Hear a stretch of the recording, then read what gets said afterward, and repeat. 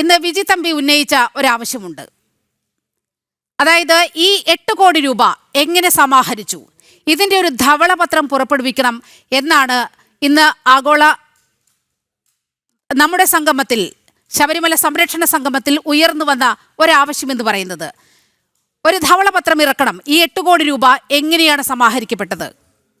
അത് വളരെ കൃത്യമായ ഒരു ആവശ്യമല്ലേ ഇന്ന് ഉയർന്നിരിക്കുന്നത്? കാരണം ആരുടെയൊക്കെ പണം വാങ്ങിച്ചുകൊണ്ടാണ് ഇത്തരത്തിലൊരു സംഗമം സംഘടിപ്പിച്ചത്?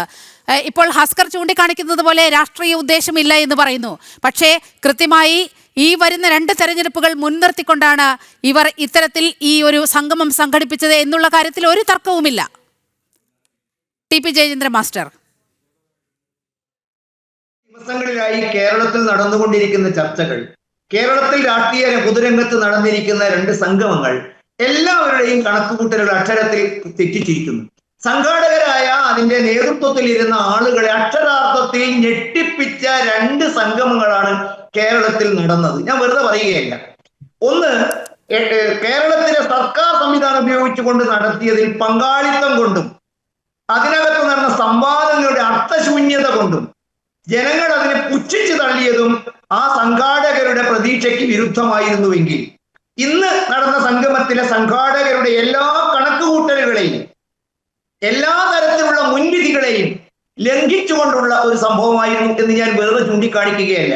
കഴിഞ്ഞ 3 ദിവസമായി കേരളത്തിലെ മാധ്യമങ്ങൾ, ഇടതുപക്ഷ ചായ്വുള്ളതടക്കമുള്ള കേരളത്തിലെ മാധ്യമങ്ങൾ ഈ വിഷയം ചർച്ചയ്ക്കെടുക്കുമ്പോൾ ഹസ്കറിനോട് എന്റെ വിനയപരമായ ചോദ്യം, എന്തുകൊണ്ടാണ് ഒരു ഇടതുപക്ഷത്തിന്റെ പ്രതിനിധി പോലും ആ ചർച്ചയിൽ പങ്കെടുത്ത് താങ്കൾ ഈ പറഞ്ഞ കാര്യങ്ങൾ വിശദീകരിക്കും? ജനം ടിവിയിൽ മാത്രമല്ല ഹസ്കരൻ, കേരളത്തിലെ ഒരു ചാനലിലും കമ്മ്യൂണിസ്റ്റ് മാർക്സിസ്റ്റ് പാർട്ടിയുടെ പ്രതിനിധികൾ എന്തുകൊണ്ട് പങ്കെടുക്കുന്നില്ല എന്ന് ഹസ്കർ വിശദീകരിക്കാൻ സാധിക്കുമോ? ഒന്ന്, ഈ 2018 ശേഷം ശബരിമല കമ്മ്യൂണിസ്റ്റ് പാർട്ടികൾക്കും വിശിഷ്യ ഇടതുപക്ഷത്തിനിടയിൽ ഉണ്ടാക്കിയ ആശയക്കുഴപ്പം, നിലപാടുകളുടെ പാപ്പരത്വം അവർക്ക് വിശദീകരിക്കാൻ പോലും കഴിയാത്ത തരത്തിലേക്ക് വളർന്നിരിക്കുന്നു. നോക്കൂ, എന്റെ ഹസ്കറിന് നേരത്തെ ചൂണ്ടിക്കാണിച്ച ഒരു കാര്യം, ശബരിമലയുടെ കാര്യത്തിൽ മാത്രമല്ല, ഇന്ത്യ രാജ്യത്തെ സ്ത്രീ പുരുഷ സമത്വത്തിനു വേണ്ടി യാതൊരു വെട്ടുവീഴ്ചയും ഇല്ലാതെ പ്രവർത്തിക്കുന്ന പ്രസ്ഥാനങ്ങളാണ് സംഘപരിവാറിൽപ്പെട്ടത്. ശബരിമലയിൽ സ്ത്രീകൾക്ക് വിവേചനമില്ല ഹസ്കർ. ശബരിമലയിൽ സ്ത്രീകൾക്ക് ചെന്ന് അവർക്ക് പ്രവേശിക്കാം. ശബരിമലയിൽ ആകെയുള്ളത് യുവതികൾക്ക് ചില നിയന്ത്രണങ്ങൾ മാത്രമാണ്. അത് മാറ്റം വരുത്തേണ്ടത്, ക്ഷേത്ര ആചാരങ്ങളിൽ മാറ്റം വരുത്തേണ്ടത് കോടതികളല്ല. ഈ കാര്യത്തിൽ സംഘപരിവാറുകൾക്ക് അശേഷം സംശയമില്ല. മറിച്ച് ഇവിടെ ഈ ഹസ്കറിനെ പോലുള്ള ആളുകൾ രാഷ്ട്രീയപരമായുള്ള നിലപാട് മാറ്റം, നേരത്തെ നീലിമ ചോദിച്ചു, മതാതീത ആത്മീയത, ഹസ്കറിനെ പോലെ ഇടതുപക്ഷക്കാർ എനിക്കൊന്ന് വിശദീകരിച്ചു തരുമോ? മാർക്സിസത്തിന്റെ, കമ്മ്യൂണിസത്തിന്റെ അടിസ്ഥാനത്തിൽ ആത്മീയത എന്ന് പറയുന്നത് എന്താണ്? ഡയലക്റ്റിക്കൽ മെറ്റീരിയലിസത്തിൽ ആത്മീയതയ്ക്ക് സ്ഥാനമുണ്ടോ? മതാതീതമായ ഒരു ആത്മീയത നിലനിൽക്കുന്നുണ്ടോ? അങ്ങനെ ഒരു ആത്മീയത നിലനിൽക്കുന്നുവെങ്കിൽ ഡയലക്റ്റിക് മെറ്റീരിയലിസം, വൈരുദ്ധ്യാത്മക ഭൗതികവാദം എന്ന് പറയുന്ന കമ്മ്യൂണിസത്തിന്റെ പരാജയവും, പോളിറ്റ് ബ്യൂറോ മെമ്പറായ പിണറായി വിജയന് അയ്യപ്പ ഭക്തിയുണ്ട് എന്ന് വെള്ളാപ്പള്ളി പറഞ്ഞപ്പോൾ മൗനമായി കേട്ടിരുന്ന പിണറായി വിജയനും മാർക്സിസ്റ്റുകാരും സമ്മതിക്കുന്നത് പിണറായിയിലെ കമ്മ്യൂണിസം അവസാനിച്ചു എന്നാണോ? പിണറായിയിൽ മതഭക്തിയുണ്ട്, പിണറായി അയ്യപ്പനിൽ വിശ്വാസമുണ്ട്, പിണറായി ആത്മീയതയുണ്ട് എന്ന് പറയുമ്പോൾ വൈരുദ്ധ്യാത്മക ഭൗതികവാദം എന്ന കമ്മ്യൂണിസത്തിന് കാലിക പ്രസക്തിയില്ല എന്ന് തുറന്നു സമ്മതിക്കുകയാണ്. പിന്നെ നീലിമ ചോദിച്ചു, എന്തുകൊണ്ടാണ് മതാതീതമായ ഒരു ആത്മീയതയുണ്ട് എന്ന് പിണറായിക്ക് പറയേണ്ടി വരുന്നത്? വളരെ കൃത്യമായിട്ട് നീലിമ ഞാൻ ചൂണ്ടിക്കാണിക്കും. 2018 ശേഷം കമ്മ്യൂണിസ്റ്റ് മാർക്സിസ്റ്റ് പാർട്ടി ഒരു പാഠം പഠിച്ചിരിക്കുന്നു. പാർട്ടി കേഡറുകൾക്ക് ശബരിമലയിൽ പോകുന്നതിനെ തടയാൻ അവർ പഠിച്ച വഴി 18 നോക്കിയിട്ട് നടക്കുന്നില്ല. തെളിക്കുന്ന വഴിയെ നടന്നില്ലെങ്കിൽ നടക്കുന്ന വഴിയെ തെളിയിക്കുക എന്നൊരു ചൊല്ലുണ്ട് മലയാളത്തിൽ. തങ്ങളുടെ അവകാശങ്ങളെയും തങ്ങളുടെ ആഹ്വാനങ്ങളെയും പാർട്ടി പ്രവർത്തകന്മാർ തള്ളിക്കളയുന്നു. അതുകൊണ്ട് അത്തരം ഒരു പരിവേഷം അതിന് കൊടുക്കുന്നു. ഇനി പിണറായി പറയുന്നതിൽ ഞാൻ ഹസ്കർ ഒറ്റ ചോദ്യം ലഘുവായി ചോദിക്കും. സത്യസന്ധമായി ഹസ്കർ നിങ്ങൾ പിന്തുണയ്ക്കുന്നുണ്ടോ?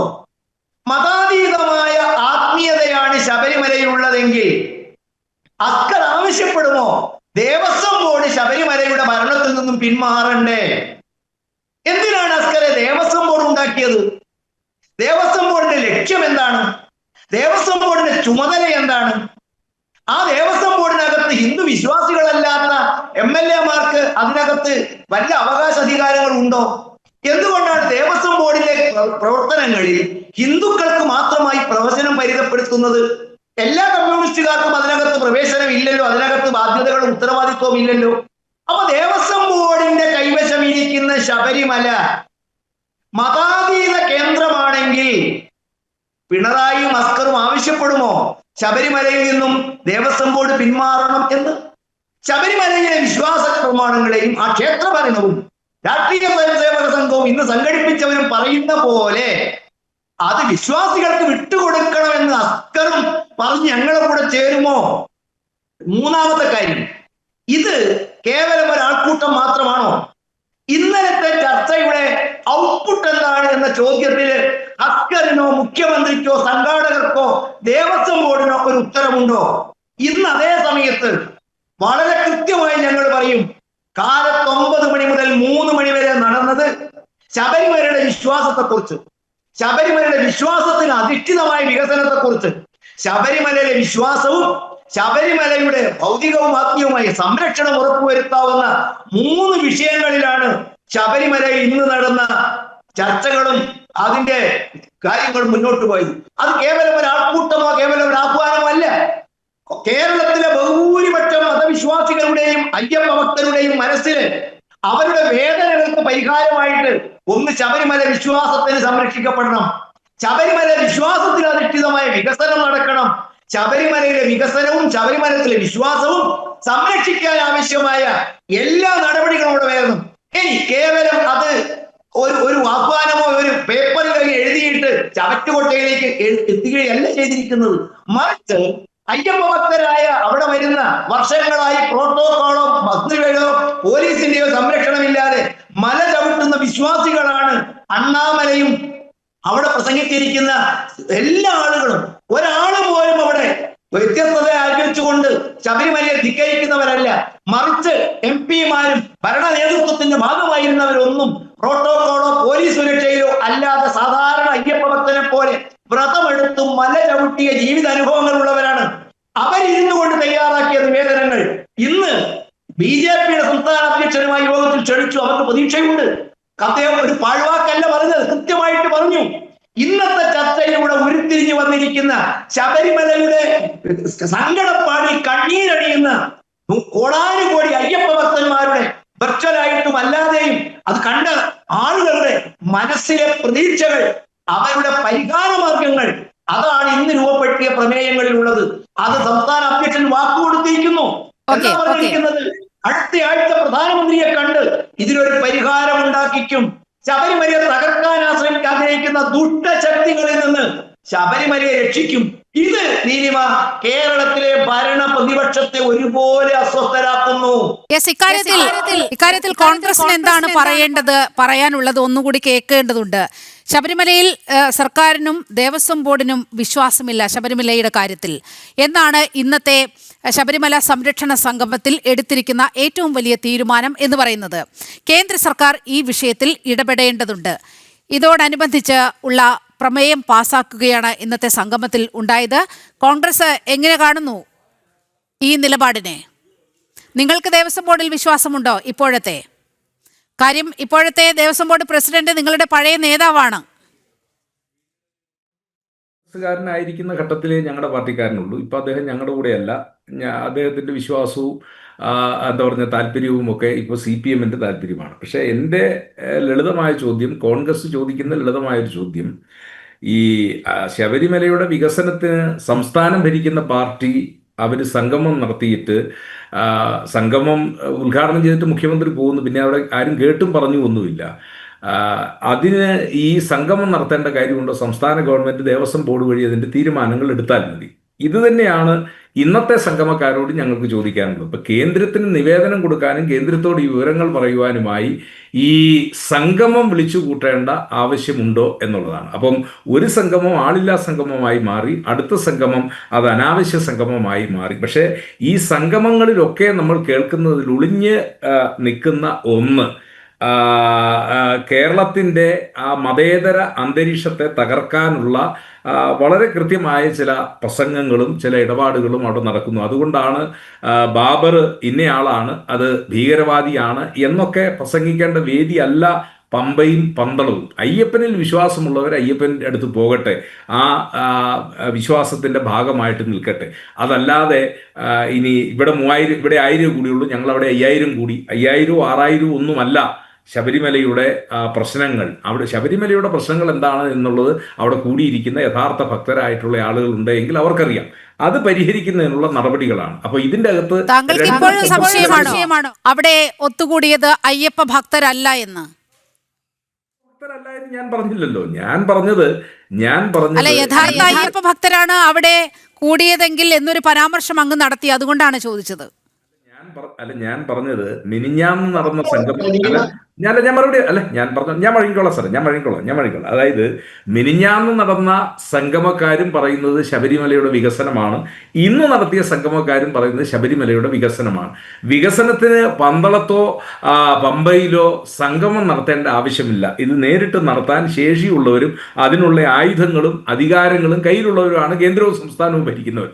പിന്നെ എന്തിന് സംഗമം നടത്തിയിട്ട് ഈ മൈക്കിലൂടെ ഈ പ്രഭാഷണങ്ങൾ നടത്തിയതിന് ശേഷം ഈ വികസനത്തെക്കുറിച്ച് ചർച്ച ചെയ്യുന്നു? ഇപ്പൊ ഗവൺമെന്റ് എടുത്തിരിക്കുന്നത് 18 പേരിലേക്കാണ്. കഴിഞ്ഞ ദിവസം 18 പേര് ചേർന്ന് ഇനി കാര്യങ്ങളൊക്കെ 18ാം പടി ആയതുകൊണ്ടായിരിക്കാം 18 പേരിലേക്ക് കാര്യങ്ങൾ. 18 പേരുമായിട്ട് നേരിട്ട് ആലോചിച്ചാൽ പോലെ. ഇപ്പൊ ഇന്നത്തെ സംഗമത്തിലാണ് എങ്കിലും ഇപ്പൊ സംഗമത്തെ കുറിച്ച് പറഞ്ഞത് എന്താണ്? എല്ലാ വിഭാഗവും. പക്ഷേ 2018 കോൺഗ്രസിന്റെ ഒരു നിലപാടിലേക്ക് കൂടി നമ്മൾ ഈ ഘട്ടത്തിൽ ഒന്ന് പോകണം. കാരണം ഇപ്പോൾ ബി ജെ പിയെ തള്ളിപ്പറയുകയാണ്, സംഘപരിവാർ സംഘടനകളെ തള്ളിപ്പറയുകയാണ്, ഒപ്പം CPM-നെയും തള്ളിപ്പറയുകയാണ് ശ്രീ അഡ്വക്കേറ്റ് സേനാപതി വേണു. പക്ഷേ 2018 കോൺഗ്രസ് എടുത്ത ആ ഒരു നിലപാട്, അതിന്റെ ഓർമ്മകളിലേക്ക് കൂടി നമുക്കൊന്ന് പോകേണ്ടി വരും. അല്ല, ഞങ്ങൾ അങ്ങനെ പ്രത്യേകിച്ച് നിലപാടല്ലോ, ഞങ്ങൾ വളരെ കൃത്യമായിട്ട് ഭക്തർക്കൊപ്പം എടുത്ത നിലപാടല്ല. ഭക്തർക്കൊപ്പം എന്ത് നിലപാടെടുത്തു എന്ന് ടി പി ജയചന്ദ്രൻ മാസ്റ്റർ പറയും. ഏറ്റവും അവസാനം വന്നു എന്ന് വരുത്തി തീർക്കുക മാത്രമാണ് കോൺഗ്രസ് ചെയ്തത്. ഈ അമ്മമാർ തെരുവിലിട്ട് ആക്രമിക്കപ്പെട്ടപ്പോൾ, അവരെ വലിച്ചിഴച്ചു കൊണ്ടുപോയപ്പോൾ, ലാത്തി ചാർജ് നടത്തിയപ്പോൾ ഒരു കോൺഗ്രസ് നേതാവും ഇതിനെതിരെ ഒരു ശബ്ദവും ഉയർത്തിയില്ല. പക്ഷേ പന്തികേട് മനസ്സിലാക്കി അവസാന ഘട്ടത്തിലാണ് ഇടപെട്ടത്. അങ്ങേക്കൊന്ന് കൂട്ടിച്ചേർക്കാം Shri T P Jayachandran master. ചൂണ്ടിക്കാട്ടി വളരെ സത്യസന്ധമായ കാര്യമാണ്. ഞാൻ സേനാപതി വേണു ഉൾപ്പെടെയുള്ള അയ്യപ്പ ഭക്തന്മാരോട് ചോദിക്കുന്നു, സർ, തെരുവിൽ കേരളത്തിലെ സ്ത്രീത്വവും കേരളത്തിലെ ഭക്തജന സമൂഹവും പിച്ചി ചീന്തിയപ്പോൾ ഏത് കോൺഗ്രസ്സുകാരനായിരുന്നു സമരാങ്കണത്തിൽ ഉണ്ടായിരുന്നത്? ഏത് കോൺഗ്രസ് നേതാവാണ് പ്രതിരോധിക്കാനുണ്ടായിരുന്നത്? താങ്കൾ ഉൾപ്പെടെ.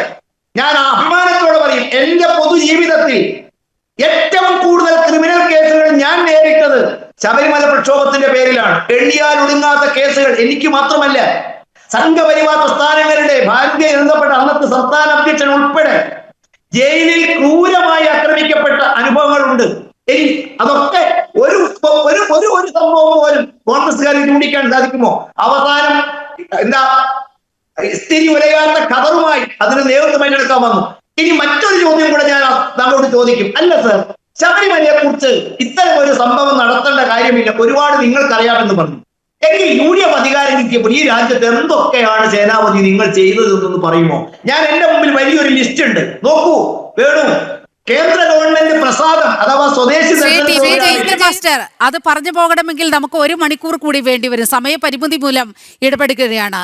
അഡ്വക്കേറ്റ് അനിൽ വിളയിൽ, അങ്ങേക്ക് പറഞ്ഞ് അവസാനിപ്പിക്കാം. ഈ ഹൈന്ദവ സമൂഹം ഇന്ന് നടന്ന ഈ സംഗമത്തോട്, അതിന്റെ സംഘാടകരോട് അങ്ങേയറ്റം കടപ്പെട്ടിരിക്കുകയാണ്. അങ്ങേക്കൊന്ന് പറഞ്ഞ് അവസാനിപ്പിക്കാം, അതോടെ ഈ ചർച്ച നമുക്കൊന്ന് പൂർത്തിയാക്കാം.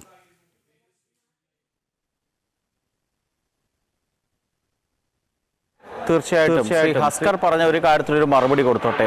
ഭഗവത്ഗീതയെ മുഖ്യമന്ത്രി സ്വീകരിച്ചു കഴിഞ്ഞു എന്നാണ് അദ്ദേഹം സൂചിപ്പിച്ചത്. തീർച്ചയായിട്ടും ഒരു കാര്യം അതിനകത്ത് ശ്രദ്ധിക്കേണ്ടത്, എനിക്ക് തോന്നുന്നു ഈ മുഖ്യമന്ത്രിക്ക് പ്രസംഗമൊക്കെ എഴുതി കൊടുക്കുന്നത് കവിയായിട്ടുള്ള പ്രഭാവർമ്മയാണെന്ന് തോന്നുന്നു. അദ്ദേഹം കൃഷ്ണഭക്തനൊക്കെയാണ്. തീർച്ചയായിട്ടും നല്ല കാര്യമാണ്. ഭഗവാന്റെയും ഭക്തിയുടെയും ഒക്കെ ലക്ഷണം ഭഗവത്ഗീതയിൽ വളരെ വ്യക്തമായി പറഞ്ഞിട്ടുണ്ട്.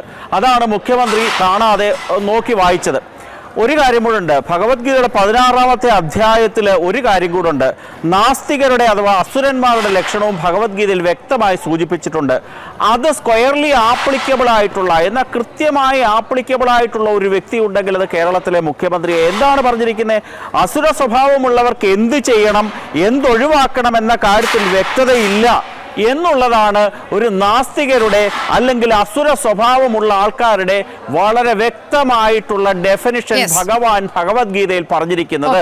ഒരു കാര്യം ശ്രദ്ധിക്കുക, ശ്രീ പ്രഭാവർമ്മയ്ക്ക് എന്തോ വിരോധം മുഖ്യമന്ത്രിയോട് ഉള്ളത് കൊണ്ടാണ് ഭഗവത്ഗീത ചർച്ചയാകുമെന്ന് അദ്ദേഹത്തിന് അറിയാം. അദ്ദേഹം പൊട്ടനൊന്നുമല്ല. ചർച്ചയാകുമ്പോൾ അതെന്താണ് സംഭവിച്ചതെന്ന് മുഖ്യമന്ത്രിയുടെ ഓഫീസ് പരിശോധിക്കട്ടെ.